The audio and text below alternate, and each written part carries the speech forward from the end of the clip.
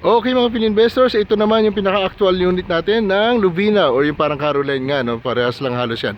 Ito yung pinaka-furnish natin kanina, no? Meron tayong isang video dyan. Ito na yung actual natin. So yan, mapapansin natin, meron pa rin space sa harap. 3 meters pa yan. Sa gilid, may 2 meters pa tayo. So mayroon pa tayong room for expansion.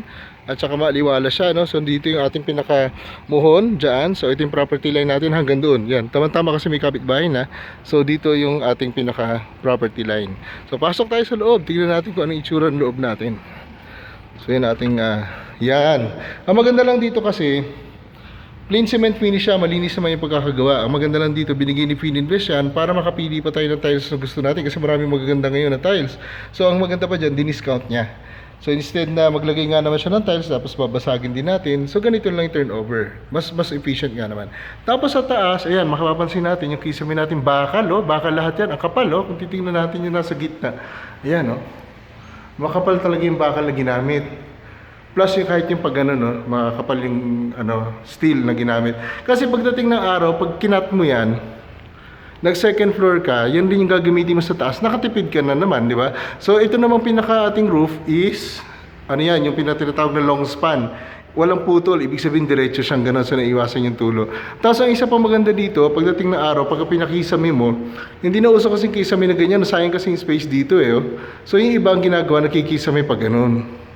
Idinidikit na lang doon, para nga naman maluwag, o mataas pa, yung space dito. Mapapansin nyo, itong area na to pwede yung palagyan ng cabinets para mas efficient siya. Yung sa isang video natin, mapapakita natin yung dress-up unit. Ang ganda ng pagkakagawa.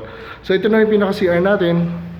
So yun, lalagyan pa yan ng kasi construction site pa lang to, lalagyan pa yan ng shower. Pag tinuraba yan, may shower syempre. Tapos may mga gripo dyan. Mapapansin nyo, naka-plastic siya. Para nga naman pag tinurn-over, kasi construction siya, syempre mararumi, malinis yan pag tinurn-over. Mapapansin nyo yung hamba natin, yan, no?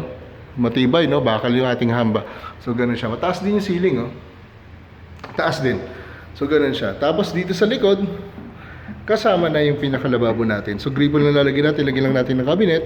Tapos sa likod, meron pang space. Ayun. So kahit may kapitbahay na tayo dun sa likod, ito yung bakod natin, no? Pag nagpalagay tayo ng bakod, pwede nyo papatasan ng konti yung bakal dito. May space ka pa sa likod, maliwalas pa, oh. Siyempre pwede ka dito mag-washing, no? Yung ating labahin, sampay. Stock room. Tapos pwede ka rin maglagay ng dito yung parang lutuan mo.